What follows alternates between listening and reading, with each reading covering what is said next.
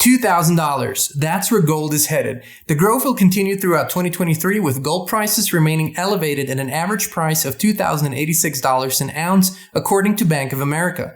Crypto keeps on tanking. Stocks are too volatile. Gold in your IRA is steady. Thousands of people have retired comfortably with the help of Noble Gold Investments and their gold and silver IRAs. If you get in before the end of this month, you'll bag an incredible free 3-ounce silver American Virtue coin with every qualified IRA of $20,000 or above.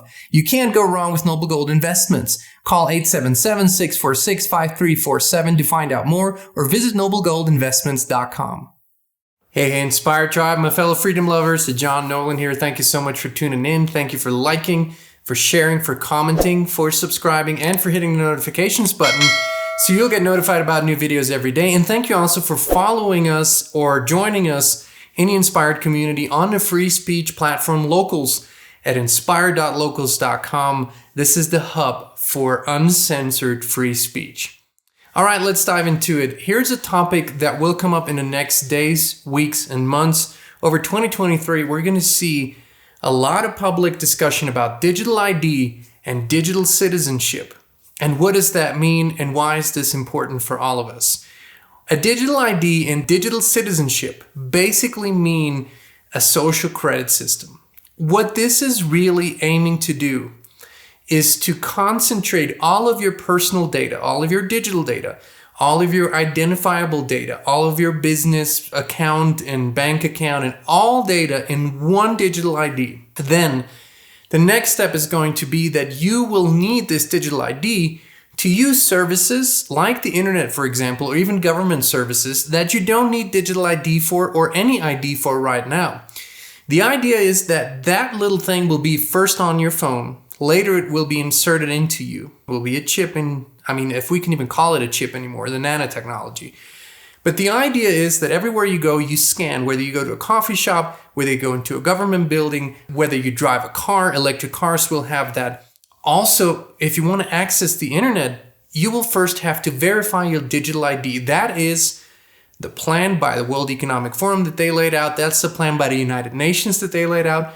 But it's deeper than that. That's also in the legislation that almost all countries of the world are currently pushing for. So basically, you won't be able to bank, purchase, travel, go on the internet, post on social media, or go about any of your other businesses, private, pleasure, public, whatever.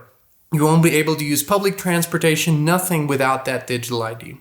Now, this is really important to understand that it's one point that puts all the data together, because why do they want this? Well, it's really easy to understand. If you have this and if you need this to access all of it, as soon as you misbehave, as soon as you do something that they don't agree with, as soon as you post something that they don't like, or you have a different opinion or perspective, they can simply turn off that ID. We have talked about this before.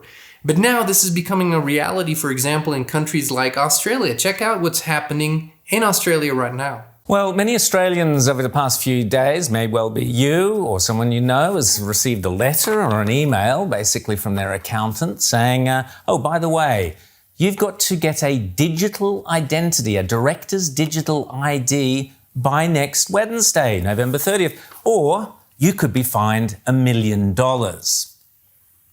Really? Yes. An act was introduced this year into the Australian Parliament which requires Australian company directors, which could be any small company, self-managed super funds and so on, everyday Australians, to obtain a director identification number, 15-digit digital thing, which the government claims is to avoid illegal activity, company activity. We didn't need one before, but apparently we need one now.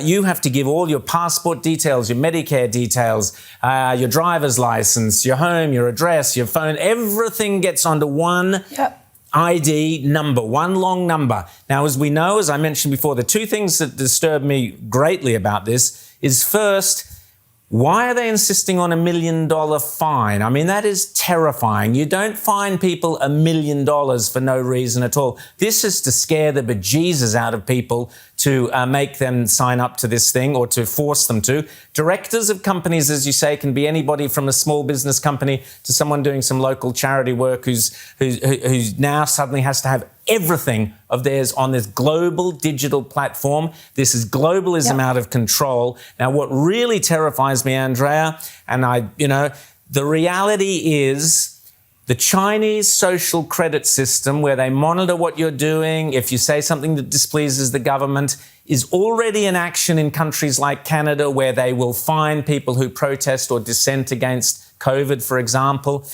This gives the government total control over every Australian who is a director of a company. And this is how a social credit system begins. You cannot have a Chinese social credit system without this digital passport for every single Australian business person. This hasn't happened overnight. This has been in China. Asian countries have implemented this at different paces. Also, European countries are implementing this at different paces. Also, states within the United States are implementing this at different speed and paces, so people don't really realize it.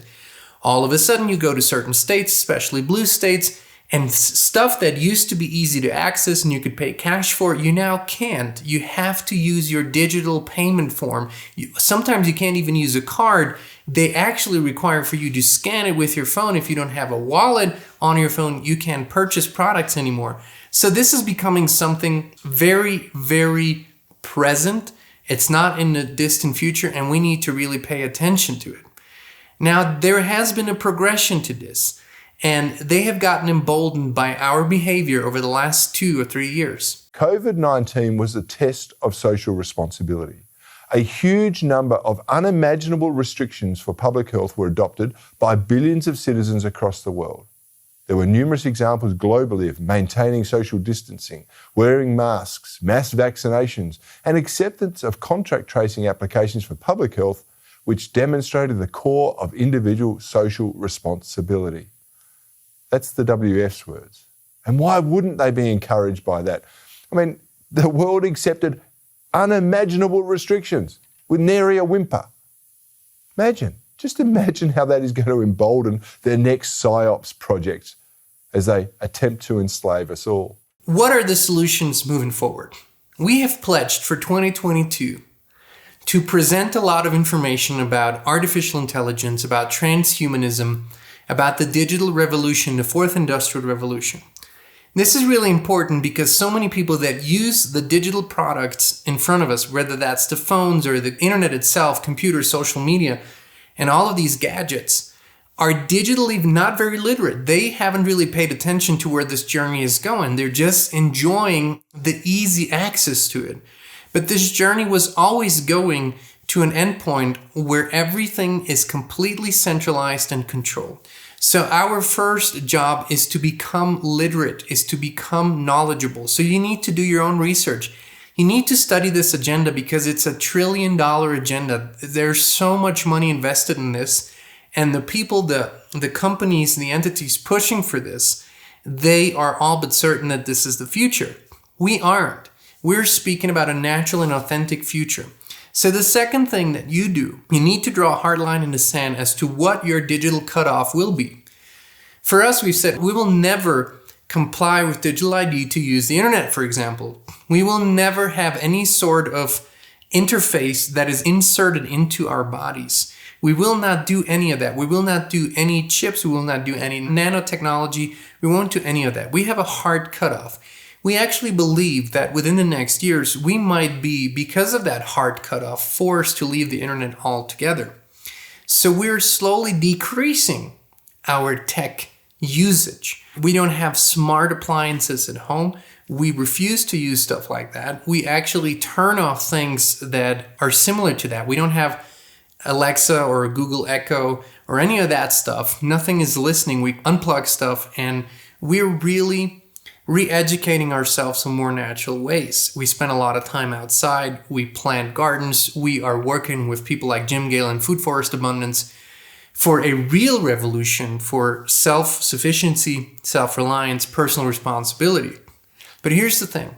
If you will want to continue participating in this digital society in the future, You will have to either comply with it, or you will have to also cut yourself off from this technology in many ways. We see this as a temporary tool that we can use, and we use it and we enjoy using it because we have the effect of reaching a lot of people. However, we also realize it is temporary and we will have to withdraw. There is the perspective that we can use all this technology for good as well. I beg to differ.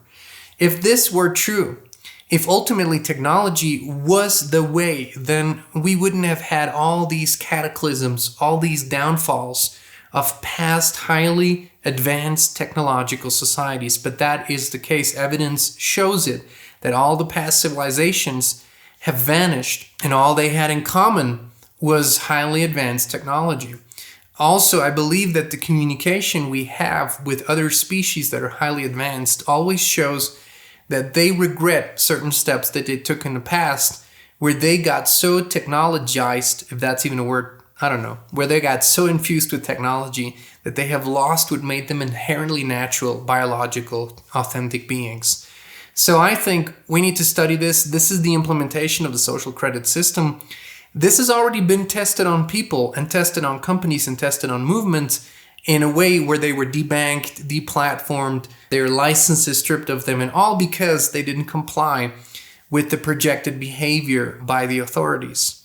So I think it's really important we get educated. It's really important that we create local communities. It's really important that we talk to each other in the real world and that we lay down technology as much as possible and use our own capabilities and faculties. Use our own brain. Don't use a calculator for simple problems. Start using it more, write more by hand, do more things that are authentic, biological, and not disturbed by technology. All right, Inspired Tribe, thank you so much for tuning in. We love you, we appreciate you, and we'll be back with you again very, very soon. We're more dedicated than ever to provide authentic, truthful, and uncensored information and inspiration. That's why we created the Inspired community on the free speech platform Locals. There's no censorship, a free flow of information, and it's more personal and intimate. And you can join us as a free member or a paid supporter. Please visit inspired.locals.com and join us today.